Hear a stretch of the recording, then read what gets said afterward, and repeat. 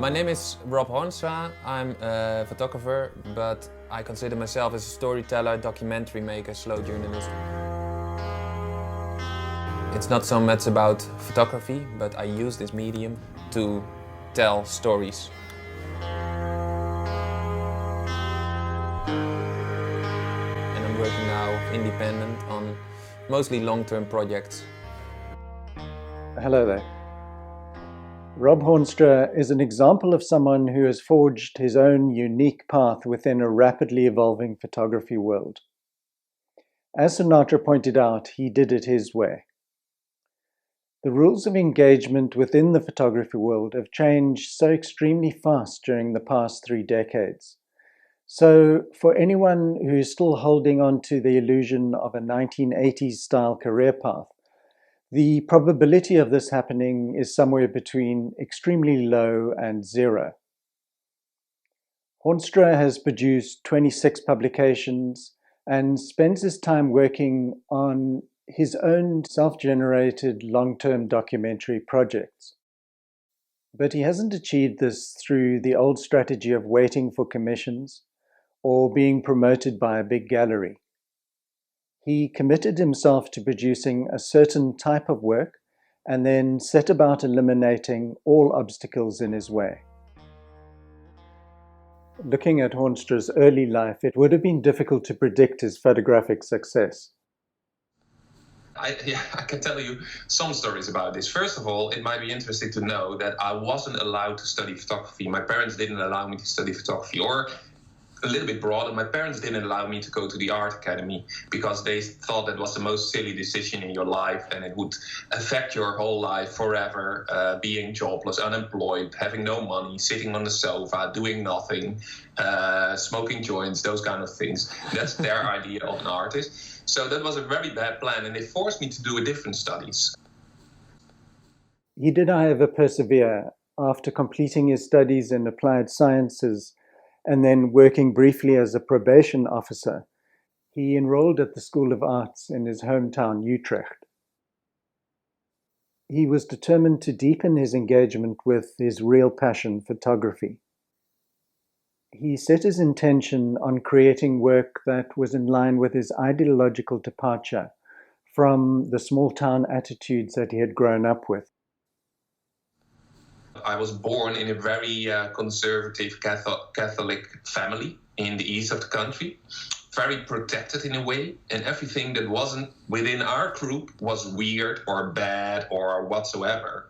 And of course, when you grow up, you start either challenging these kind of conservative ideas, or you fit into these ideas and you just continue your life. You marry over there, you get children, and you go to the same church. Yeah, I started challenging, of course, the question, all kind of questions. It frustrates me that we have so many prejudices regarding other groups and regarding other people that became a kind of foundation for my stories, kind of really the inspiration and the drive to make stories about the other. And that's really the drive to do photography for me. During his final year of studies, he traveled to Russia, documenting the lives of the first generation of young people who had grown up in the post-communist era. At this early stage, he was shaping his photographic aesthetic. When he's observing societies, he does so not as an ethnologist, but in an attempt to show the commonality between different groupings. His portraits are very direct, but they also reveal a genuine curiosity and often an understated humor. Because his primary interest is storytelling, he pays attention to how the images work together in a sequence. Within the individual pictures, his technique is uncomplicated. The subject is usually placed in the center of the frame, and he often uses a flash and an umbrella. He says his portraits are chiefly about the people, so he isn't trying to innovate with artistic compositions. When one looks through a series of his pictures, it becomes easy for viewers to move beyond their photographic nature and engage with what he's actually trying to communicate. It's almost an August Sander approach to revealing the individual. The images that he made during the trip to Russia were collated into his first photo book, Communism and Cowgirls. This is like my graduation project. I graduated in 2004 with a book, Communism and Cowgirls. For 1 month I went to Russia and I focused particularly on the younger generation, the first generation who grew up after the fall of communism. The West became extremely popular, like Coca-Cola, and Rammstein was extremely popular. I didn't only photograph them, but I also made photos of the places they're living in, but also, for example, of their grandparents. This contrast was especially fascinating to me. When I finished the Art Academy, I was quite sure that with the work I made in Russia, I wanted to make a book. And of course I couldn't find a publisher. And then I started to investigate how much it would cost to print this book, an offset print, a real book. And it was €7,500 for 250 copies. And I was completely shocked. This would probably be the moment when most photographers would throw their hands in the air and complain that the world was against them. I explained this to my colleagues, and then this colleague immediately said, like, I want to buy a copy in advance, so here you have €30 and maybe you can sell some more copies in advance, and maybe it's possible. Although at that time crowdfunding hadn't become a thing yet in Europe, Hornstra adapted the concept to his own needs and in the process helped to establish an alternative funding model for independent documentary work. And it worked. The book sold out within 3-4 months, so that's good. Got the money back and I printed my first book. The success of this project led to a commission to photograph in Iceland. His main interest was the challenges faced by the younger generation who were lacking opportunities. When this project was completed, he began a new pre-sale book campaign. And instead of taking a few weeks to sell out, it took only 3 days. He didn't stop there. He went back to Russia and produced photographs revealing the immense wealth gap that had developed during the country's 18 years of crony capitalism. A magazine at that time reported that there were 101 billionaires in the country, and this became the title of his new book. Most of his pictures highlight the lives of the have-nots, rather than the opulence of the super wealthy. When Hornstra put this photo book up for pre-sale, it sold out within a few hours. His audience had grown. Buyers were initially almost exclusively Dutch, but for this sale he received orders from 15 countries.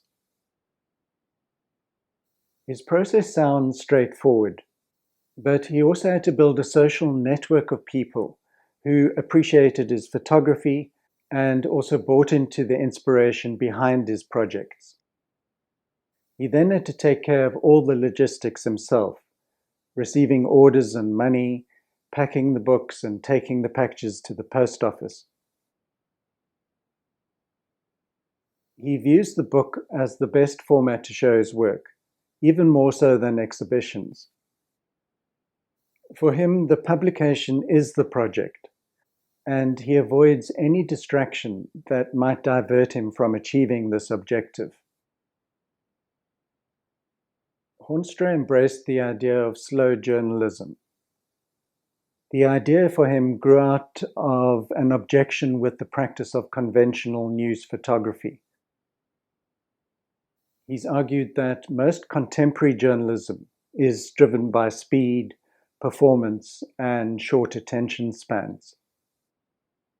Photographers swoop in, take a few dramatic pictures, and leave without taking the time to grasp the deeper social reality of a place. His way was to return again and again to Russia, building relationships with the people and places. Because he was interested in interacting with ordinary people outside the major cities, he learned to speak Russian. Slow journalism is a little bit a strange description of what we are doing. Actually, this term is invented, I think, by someone in the Netherlands. And I believe slow journalism is similar to documentary. And I believe actually that the big difference is that journalism is focusing on what is happening, and slow journalism is more why these things are happening. He went on to produce a number of stories within the country. Together with a writer, he embarked on the Sochi project, an ambitious 5-year venture to compile a comprehensive picture of the area surrounding this holiday town. They wanted to reveal the day-to-day realities of life in the region before the spectacle of the 2014 Winter Games became the main focus. These games turned out to be the most expensive Olympics ever, costing over $55 billion. Hornstra sees collaboration as central to the documentary practice. Apart from writers, he includes designers, editors, researchers, and translators in the projects. He argues that complex social realities are too layered to be fully understood through photography alone, and collaboration slows down certainty. Having a number of participants helps to challenge assumptions and also detect blind spots. So their goal is to avoid a single authoritative viewpoint. But collaboration is really a way, a tool to improve the quality of my work, but then it becomes, of course, our work. A lot of challenging each other. I want to do this, I want to do that, why do you want to do it? So that it makes me sharper, but it makes them sharper, it makes the work sharper. It's all about the story you want to tell. So therefore, it's also very logical if you have this kind of approach. And it's very logical that you start looking for collaborations in a field that where you think that you can gain something from other people. So yeah, for me, it's super important. I can't do it alone. I can never do such a project alone. I need these people. Hornstra continues to question the status quo within the photography world. He struggled to integrate his long-term documentary work into the art gallery system. He believes that his type of photography changes meaning when transformed into expensive collectible prints. They risk becoming luxury objects for a small art market audience, rather than tools for public engagement and storytelling. Because he sees the photo book as the primary vehicle for his images, the sequencing of the pictures is essential to their meaning. In the gallery setting, isolated pictures on a wall can lose their social and political context. More recently, he set up a structure for the renting of pictures at reasonable rates. He's now midway through a 10-year project to document contemporary Europe, during a time when unification and peace appear less certain. I'll end the video with images from a series called Sochi Singers. They provide entertainment for the restaurant customers. Hope you enjoyed that. Please join me next time. Goodbye. I want to go deeper, and it has its disadvantages because now many people call me the Russia photographer. I'm convinced that I'm not a Russia photographer, but I'm just focusing for maybe 10 or 15 years on Russia. So at the end of my life, people will see that I also did other things. At least I hope that I have time left for that. I am always interested in other people and in how people think about other people. So what I try to do in photography is to play with these prejudices. I don't want to say to people you are wrong or your idea about other people is wrong. I also don't want to say you're right, but I just want people to think about it.